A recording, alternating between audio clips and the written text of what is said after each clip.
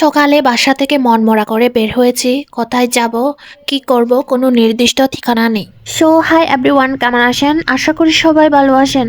আজকে আমি কি কারণে সকালে বাসা থেকে বের হয়েছি, কোথায় গেলাম, কি করলাম সেটাই এই ব্লগে শেয়ার করব। বর্তমানে টাকা ছাড়া কোথাও যাওয়া যায় না, কারণ প্রায় সব কিছুতেই টাকার প্রয়োজন।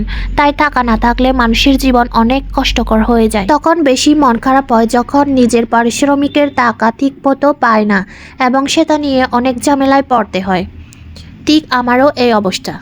আমার ফেসবুক অ্যাকাউন্ট থেকে ডিসেম্বর মাসের আর্নিং জানুয়ারি 23 তারিখে পেমেন্ট দিয়েছিল, বাট আমার ব্যাংক অ্যাকাউন্টে এখনও পর্যন্ত কোনো মেল আসে নাই। এজন্যই আমি বাসা থেকে বের হয়েছি ব্যাংকের উদ্দেশ্যে। আমি ভাবছিলাম খাগড়াছড়ি সদরে আল আরাফা ইসলামিক ব্যাংক আছে, সেজন্য খাগড়াছড়ি সদরে এসে দেখি, কিন্তু এখানে আল আরাফা ইসলামিক ব্যাংক নেই, আসে হচ্ছে মাটিরাঙ্গায়।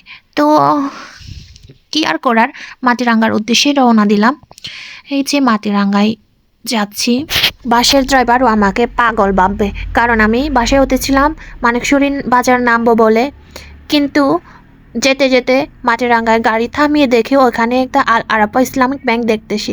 আগে আমি জানতাম মানিকছড়িতে আছে। ভাগ্যটা আমার ভালো ছিল, ব্যাংকটা একদম মেন রোডের পাশেই ছিল, সেজন্য গাড়ি থেকে দেখতে পেয়েছি। আর বাসও ওইখানে 10 মিনিটের জন্য বিরতি নিবে।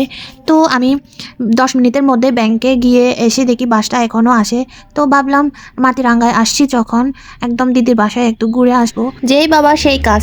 আবার বাসে উঠে পড়লাম। বাসে উঠে হেল্পারকে বললাম আমাকে জালিয়াপাড়ায় নামাই দিয়েন। তো এই জন্য বলছি, ড্রাইভার আমাকে পাগল ভাবে, একবার বলে মানিকছড়ি বাজার, একবার বলে মাটিরাঙ্গা, আর একবার বলে জালিয়াপাড়া। দেন আমি অনেক ঝামেলার পরে দিদি যেখানে থাকে ওখানে পৌঁছে গেছি। এখানে আসার সময় যে ঝামেলা হয়েছিল, বাপরে বাপ, বলার বাইরে। আমি একদম ভয় পেয়ে গেছি। তো এখান থেকে দুপুরের খাবার খেয়ে রেস্ট করে বিকালে আমরা 3 জনে রওনা দিচ্ছি রামগড়ের বাজারের উদ্দেশ্যে। দিদি আর দিদির বান্ধবী, ওনারা একসাথে এখানে জব করে। তো যাই হোক, আসার সময় অনেক কষ্ট করে আসতে হলেও এই রোদটা দেখে আমার মনটা একদম ভালো হয়ে গেছে। অনেক সুন্দর, তাই না? এই রামগড়ের জায়গাগুলো অনেক সুন্দর মনে হচ্ছে আমার, কারণ রোদটা অনেক সমতল, একদম পরিষ্কার। রোদের চারপাশে রয়েছে সুন্দর সুন্দর জায়গা, আর চারিদিকে গাছপালা, খুবই সুন্দর একটা পরিবেশ। গল্প করতে করতেই পৌঁছে গেলাম আমরা ফাইনালি রামগড়ের বাজারে। এটা হচ্ছে রামগড়ের বাজারের মোড়টা আর কি। দেন আমাদের বাজারে যা কিছু কেনাকাটা করার ছিল সব কেনাকাটা করে নিলাম। পরে আমরা আরও তরমুজ দেখতে গেছি। তরমুজগুলো ছিল এক পিস 200 টাকা করে। আমি তো দাম শুনে অবাক, কারণ এত শত তরমুজ একটা 200 টাকা করে। দেন আমরা আরও ইফতারি কিনতে গিয়েছিলাম। এখন তো রোজা মাস, তো ইফতারি তো খেতেই হবে। তো ইফতারি কিনে সরাসরি এখন বাসায় চলে আসি। এই যে আসতেছি 3 জনে, গেটে বসে গেছি। আমার চুলগুলো একদম পাগলের মতো হয়ে গেছে।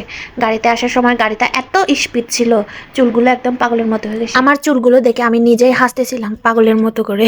এখন হচ্ছে বাসায় ঢুকবো। বাসায় ঢুকে ফ্রেশ ট্রেশ হয়ে শান্তি মতো ইফতারি খেয়ে রেস্ট করবো আর কি।